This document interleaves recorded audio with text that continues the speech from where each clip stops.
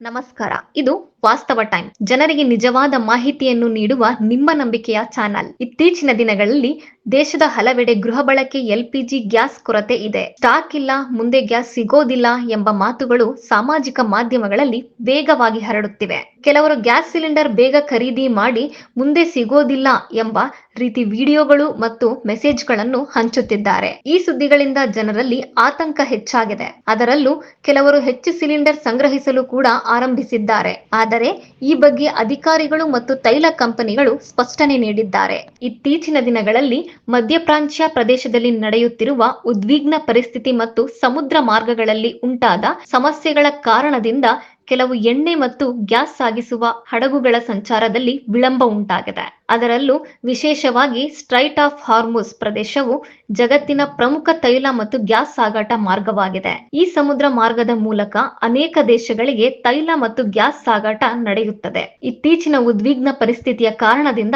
ಕೆಲವು ಹಡಗುಗಳು ಸಂಚಾರ ನಿಧಾನವಾಗಿದೆ ಅಥವಾ ಸ್ವಲ್ಪ ವಿಳಂಬವಾಗಿದೆ ಎಂಬ ಮಾಹಿತಿ ಬಂದಿದೆ. ಆದರೆ ಇದರರ್ಥ ಭಾರತದಲ್ಲಿ ಗ್ಯಾಸ್ ಸಂಪೂರ್ಣವಾಗಿ ಕೊರತೆಯಾಗುತ್ತದೆ ಎಂಬುದಲ್ಲ ಎಂದು ಅಧಿಕಾರಿಗಳು ತಿಳಿಸಿದ್ದಾರೆ. ಭಾರತದಲ್ಲಿ ಗೃಹ ಬಳಕೆ ಎಲ್‌ಪಿಜಿ ಗ್ಯಾಸ್ ಪೂರೈಕೆಗಾಗಿ ದೊಡ್ಡ ಪ್ರಮಾಣದಲ್ಲಿ ಸಂಗ್ರಹ ವ್ಯವಸ್ಥೆ ಇದೆ. ದೇಶದ ಹಲವು ಟರ್ಮಿನಲ್ಗಳಲ್ಲಿ ಮತ್ತು ಸಂಗ್ರಹ ಕೇಂದ್ರಗಳಲ್ಲಿ ಸಾಕಷ್ಟು ಸ್ಟಾಕ್ ಇದೆ ಎಂದು ತೈಲ ಕಂಪನಿಗಳು ಹೇಳಿದ್ದಾರೆ. ಆದ್ದರಿಂದ ಜನರು ಆತಂಕ ಪಡುವ ಅಗತ್ಯವಿಲ್ಲ ಎಂದು ಕೇಂದ್ರ ಸರ್ಕಾರ ಭರವಸೆ ನೀಡಿದೆ. ಆದರೆ ಇಂತಹ ಸಂದರ್ಭಗಳನ್ನು ಬಳಸಿಕೊಂಡು ಕೆಲವರು ಕಾಳಸಂತೆ ದಂಧೆ ನಡೆಸಲು ಪ್ರಯತ್ನಿಸುತ್ತಿದ್ದಾರೆ ಎಂಬ ಮಾಹಿತಿ ಕೂಡ ಬರುತ್ತಿದೆ. ಕೆಲವು ಕಡೆಗಳಲ್ಲಿ ಗೃಹ ಬಳಕೆ ಎಲ್‌ಪಿಜಿ ಸಿಲಿಂಡರ್ಗಳನ್ನು ಸಂಗ್ರಹಿಸಿ ಹೆಚ್ಚು ಬೆಲೆಗೆ ಮಾರಾಟ ಮಾಡುವ ಘಟನೆಗಳು ಕಂಡುಬರುತ್ತಿವೆ. ಸಾಮಾನ್ಯವಾಗಿ 900 ರಿಂದ 1000 ಒಳಗೆ ಸಿಗುವ ಗೃಹ ಬಳಕೆ ಗ್ಯಾಸ್ ಸಿಲಿಂಡರ್ ಅನ್ನು ಕೆಲವರು 2000 ಅಥವಾ ಅದಕ್ಕಿಂತ ಹೆಚ್ಚು ಬೆಲೆಗೆ ಮಾರಾಟ ಮಾಡಲು ಪ್ರಯತ್ನಿಸುತ್ತಿದ್ದಾರೆ ಎಂಬ ಆರೋಪಗಳು ಕೇಳಿಬರುತ್ತಿವೆ. ಇಂತಹ ಕಾಳಸಂತೆ ಚಟುವಟಿಕೆಗಳು ಕಾನೂನು ಬಾಹಿರ.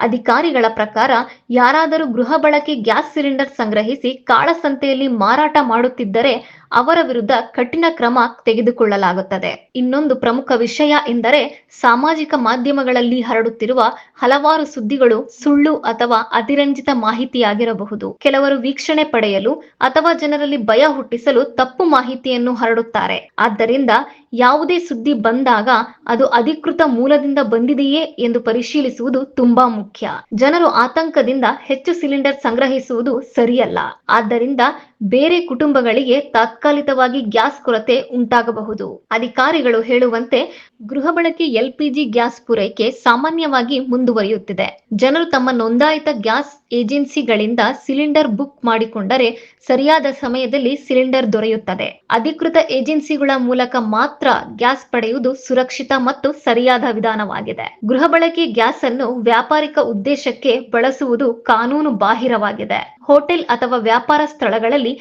ಗೃಹ ಬಳಕೆ ಸಿಲಿಂಡರ್ ಬಳಸುವುದು ತಪ್ಪು. ಇದರಿಂದ ಗ್ಯಾಸ್ ಪೂರೈಕೆಯಲ್ಲಿ ಸಮಸ್ಯೆ ಉಂಟಾಗಬಹುದು. ಆದ್ದರಿಂದ ಗೃಹ ಬಳಕೆ ಗ್ಯಾಸ್ ಅನ್ನು ಮನೆ ಬಳಕೆಗಾಗಿ ಮಾತ್ರ ಬಳಸಬೇಕು ಎಂದು ಸರ್ಕಾರ ಸೂಚಿಸಿದೆ. ಅಧಿಕಾರಿಗಳು ಹೇಳುವುದು ಗ್ಯಾಸ್ ಕೊರತೆ ಬಗ್ಗೆ ಹರಡುತ್ತಿರುವ ವದಂತಿಗಳನ್ನು ನಂಬಬೇಡಿ. ದೇಶದಲ್ಲಿ ಸಾಕಷ್ಟು ಗ್ಯಾಸ್ ಪೂರೈಕೆ ಇದೆ. ಜನರು ಶಾಂತವಾಗಿ ಮತ್ತು ಅಗತ್ಯಕ್ಕೆ ಅನುಗುಣವಾಗಿ ಮಾತ್ರ ಸಿಲಿಂಡರ್ ಬುಕ್ ಮಾಡಬೇಕು. ಸಾಮಾಜಿಕ ಮಾಧ್ಯಮಗಳಲ್ಲಿ ಬರುತ್ತಿರುವ ಪ್ರತಿಯೊಂದು ಸುದ್ದಿಯನ್ನು ನಂಬುವ ಮೊದಲು ಅದು ನಿಜವೇ ಎಂದು ಪರಿಶೀಲಿಸುವುದು ಅಗತ್ಯ. ಇದು ಜನರಿಗೂ ಹಾಗೂ ಮಾರುಕಟ್ಟೆಗೂ ಸ್ಥಿರತೆ ಕಾಪಾಡಲು ಸಹಾಯ ಮಾಡುತ್ತದೆ. ಇದೀಗ ಈ ವಿಷಯದ ಬಗ್ಗೆ ನಿಮ್ಮ ಅಭಿಪ್ರಾಯ ಏನು? ನಿಮ್ಮ ಪ್ರದೇಶದಲ್ಲಿ ಗ್ಯಾಸ್ ಸರಿಯಾಗಿ ಸಿಗುತ್ತಿದೆಯೇ? ಕಮೆಂಟ್ ನಲ್ಲಿ ತಿಳಿಸಿ. ಇಂತಹ ನಿಜವಾದ ಮತ್ತು ಉಪಯುಕ್ತ ಸುದ್ದಿಗಳಿಗಾಗಿ ವಾಸ್ತವ ಟೈಮ್ ಚಾನೆಲ್ ಅನ್ನು ಫಾಲೋ ಮಾಡಿ. ಧನ್ಯವಾದಗಳು.